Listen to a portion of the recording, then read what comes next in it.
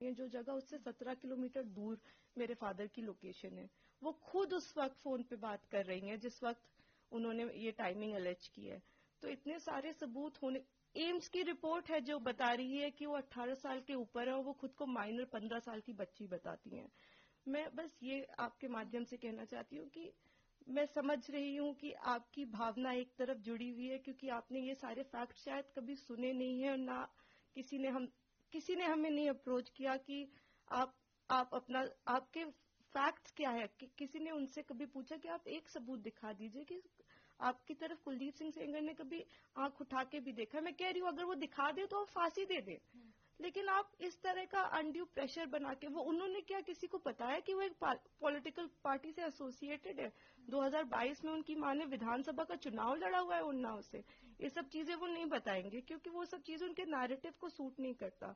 हम भी दो बेटियां हैं, 8 साल से ड्यू प्रोसेस, मतलब हम कहीं धरना देने नहीं बैठे, हम कुछ नहीं किया, हम ड्यू प्रोसेस पे विश्वास रखते और आज भी हमें पूरा विश्वास है कि अंत में, क्योंकि हमारा केस इतना स्ट्रांग है, अंत में हमारी जीत होगी। लेकिन 8 साल हो गए। मैं आपसे हाथ जोड़ के विनती करती हूँ कि प्लीज एक बार मेरिट्स पे हमारा केस सुन लिया जाए। हम कोई दरिंदे नहीं है, हम भी नॉर्मल परिवार हैं और वो हमें कुछ भी पावरफुल बोल ले या कुछ भी कह ले, असल बात तो यही है ना कि 8 साल से इतने सबूत होने के बावजूद वो जेल में बंद है क्योंकि एक बार आपने ऐसा झूठा इल्जाम उन पे लगा दिया।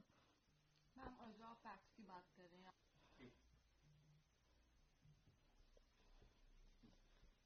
इस केस में इन्होंने स्टेटमेंट्स तो अपने बहुत सारे बदले ही हैं, जो कि आप अगर मुझसे कहेंगे तो मैं आपको डिटेल में प्रोवाइड कर दूंगी। इन्होंने समय 3 बार बदला है। पहले इन्होंने कहा कि दोपहर को 2 बजे कुलदीप सिंह सेंगर ने मेरे साथ रेप किया। उसके बाद इन्होंने कहा नहीं नहीं, दोपहर के 2 नहीं बज रहे थे, शाम के 6 बज रहे थे। फिर इन्होंने चेंज किया, कहा नहीं ये नहीं हो रहा था, शाम के 8:30 बज रहे थे। जब सीबीआई ने मेरे फादर की लोकेशन निकाली तो उनकी लोकेशन 17 किलोमीटर दूर उनके उन्नाव ऑफिस की पाई गई।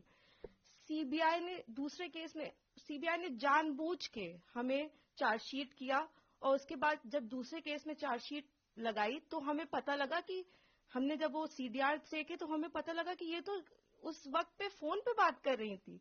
तो सीबीआई ने भी जानबूझ के, आई डोंट नो किस प्रेशर में आके सारे इंस्टीट्यूशंस, लेकिन सीबीआई ने प्रेशर में आके हम पे इनके कहने पे चार्जशीट लगाई।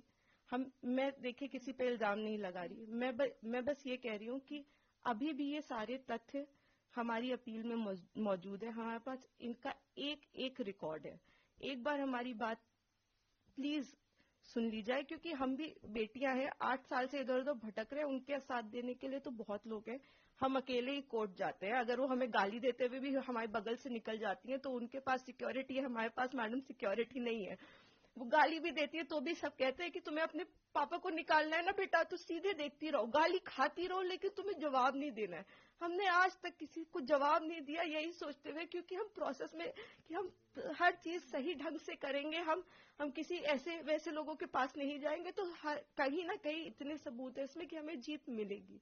तो हम उसी का इंतजार कर रहे हैं। हम हमारी बस हाथ जोड़ के यही कि हम बिल्कुल विश्वास करते हैं, हम सारी संस्थाओं पे विश्वास करते हैं, लेकिन मैं बस इतना प्रे करना चाहती हूँ कि किसी के प्रेशर में आके कोई काम ना हो। आप सबूत देख के काम करिए, अगर सबूतों में हमारे जरा सा भी आपको गड़बड़ लगी तब आप ये काम करिए, लेकिन नहीं है। उनसे कहीं ना वो एक चीज सबूत दिखाए। वो बोलते हैं कि ट्रक वाला जो एक्सीडेंट बताते, कितनी मिस इन्फॉर्मेशन है कि 11 बार कि हो सकता है आईआईटी दिल्ली, सीबीआई, एनएचआरसी सारी की एक्सपर्ट टीम बनाई गई थी, इसमें सबने पाया कि वो नेचुरल एक्सीडेंट था। मेरे फादर उस केस से डिस्चार्ज हो चुके हैं, लेकिन आप देखिए आपको कोई मीडिया चैनल नहीं बताएगा कि मेरे पिता उस केस से डिस्चार्ज हो गए थे जिसमें वो कह रही हैं कि लोगों को मरवाया। आज भी आपने यही नैरेटिव बना रखा है कि लोगों को मरवाया। मतलब इतना झूठ, इतना मिस इन्फॉर्मेशन है वहां पे कि मैं बस रिक्वेस्ट करना चाहूंगी प्लीज किसी तरह का मिस इन्फॉर्मेशन मत फैलाएं। आपके जैसे भी सवाल हो आप मुझसे पूछ लें। आप फादर की डेथ की बात करते हैं, मेरे पिता उस वक्त टाउन में ही नहीं थे, he was not even present in Unnao. ये भी एलिगेशंस लगाए गए हैं। जी जी जी, मैं इसीलिए मैं ट्विटर पे रोज मुझे रेपिस्ट की बेटी और जाने क्या क्या कहा जा रहा है, तो मैं जानती हूँ अगर हम अपने फैक्ट्स भी ट्वीट करते हैं या हम फैक्ट्स भी बताने की कोशिश करते हैं तो हमें बहुत अलग अलग नामों से बुलाया जाता है। हम जवाब भी नहीं दे सकते क्योंकि सारी हमें पता है कि सारी संवेदनाएं वो सब एक तरफ जुड़ी हुई है। हम तो बेटियां हैं ही नहीं, लेकिन ठीक है हम सब झेल रहे हैं। लेकिन जो आप वही मैं कह रही हूँ ना कि तथ्यों पे कोई बात करे। आप कह रहे हैं विटनेस, किस विटनेस को मरवा दिया? अगर एक रिपोर्ट है कि वो नेचुरल एक्सीडेंट था तो हमने कैसे वो कराया? आप बताइए ना। आईआईटी दिल्ली तो झूठ नहीं बोल, एक्सपर्ट टीम्स बनाई गई, इतना प्रेशर बनाया गया। मेरे घर में रोज रेड मारते थे, रोज मेरी माँ को परेशान करते थे, मुझको परेशान करते थे, क्योंकि उस वक्त भी इसी तरह मीडिया में प्रेशर बनाया गया था। तो मैं बस इतना ही, मैं सच में, हम it's my humble request to all of you, आप पहले केस जान लीजिए, आपके जो भी सवाल हो आप कर लीजिए।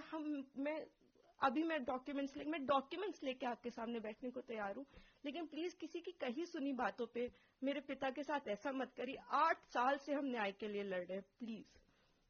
मैम पहले दिल्ली हाई कोर्ट ने उनको बेल, सुप्रीम कोर्ट ने उनकी बेल को रोक दिया है। बहुत बड़ा प्रोटेस्ट भी हुआ इंडिया गेट पे जो उन लोगों ने किया नौ विक्टिम में, और उसके बाद जो है जनता मंदिर में प्रोटेस्ट हुआ।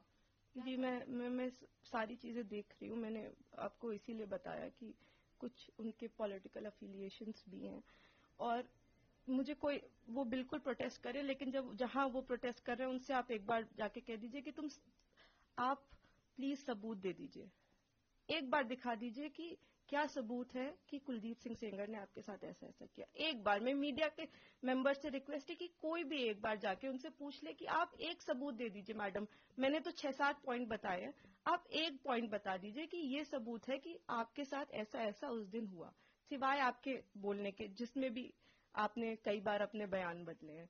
आपने मेरे पिता पे आपने एक केस फाइल किया, अन्य लोगों पे 2.5 महीने बाद आपने सोच समझ के, शायद ये आप में से कम लोगों को पता होगा, 2000 में इनके चाचा हिस्ट्री शीटर हैं, उन पे 17 मुकदमे हैं, 17, and these are not put by us. मैं जब पैदा हुई हूँ उसके पहले से मुकदमे चल रहे हैं, तो इसके पहले कि लोग इसमें भी कुछ सोचे। 17 मुकदमे सन 2000 में वो मेरे चाचा पे अटेम्प्ट टू मर्डर का उनके ऊपर केस चला है, वो इस वक्त तिहाड़ में बंद है, जो इनके चाचा है। तो आज की इनकी दुश्मनी नहीं है हमसे, इनकी दुश्मनी हमसे पुरानी है। तो बहुत सारे कारण हैं। अगर आप मुझे कोई भी मुझसे सवाल पूछना चाहते हैं तो आप मुझसे डिटेल पूछे, मैं सारी सवालों का आपका जवाब। मैं बस चाहती हूँ कि आप फैक्ट्स पे बात करें। आप एक बार, मैं भावनाएं समझती हूँ सबकी, किसी को भी, मुझको, मैं खुद एक बेटी हूँ, मुझे ये कहानी किसी बच्ची की सुनाई जाती तो मैं भी शायद ट्विटर पे गालियां ही लिख रही होती, लेकिन उस कहानी में कितना सच है ये जान लीजिए कि दूसरी तरफ भी हैं बेटियां, दूसरी तरफ भी लोग हैं। जिस इंसान को आप इतना बुरा समझ रहे हैं वो नहीं है, वो 2 बच्चियों के, और मैं इसलिए नहीं कह रही कि आप आर्ग्यूमेंट्स वो लेके आए, लेकिन वो भी इंसान, क्या उन्होंने देखा भी आंख से? आप एक प्रूफ दे दीजिए और आप मेरे पिता को फांसी पे चढ़ा दीजिए। मैं कह रही हूँ, अगर एक भी सबूत है कि मेरे पिता ने उस लड़की की तरफ आंख उठा के भी देखा है तो आप मेरे फादर को फांसी दें।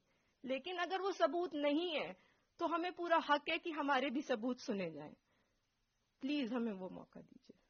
तो मैम आपने फैक्ट्स का जिक्र किया है, तो जब इनको बेल दी तो क्या इन्हीं फैक्ट्स के बेसिस पे बेल मिलती है, कहना सही होगा? बिल्कुल, आपने शायद डिटेल्ड ऑर्डर देखा होगा, उसमें आप मेरे जो सीनियर एडवोकेट रहे, उन्होंने, मिस्टर एन हरिहरन जी, उन्होंने सारे पॉइंट्स पे आर्ग्यू किया था। उन्होंने आर्ग्यू किया था कि ये माइनर नहीं थी, एम्स की रिपोर्ट है। उन्होंने आर्ग्यू किया था कि 3 अलग अलग इन्होंने टाइम बताए। उन्होंने आर्ग्यू किया था कि हमारे पिता की सीडीआर लोकेशन 17 किलोमीटर दूर की। उन्होंने आर्ग्यूमेंट किया था कि ये फोन पे है। आप, ऐसा नहीं है कि कोर्ट के सामने हम जाके कह दिया हम पब्लिक सर्वेंट नहीं है और कोर्ट ने कहा कि आप रिहा हो जाइए। हमने सारा पूरी चीज कोर्ट के सामने प्रस्तुत की और हर चीज लीगली हुई है। मैं कह रही हूँ कि जो लोग ऑर्डर का ऑपरेटिव, आप पूरा ऑर्डर पढ़िए ना, कि क्या हमारी तरफ से सिर्फ एक ही आर्ग्यूमेंट किया गया है।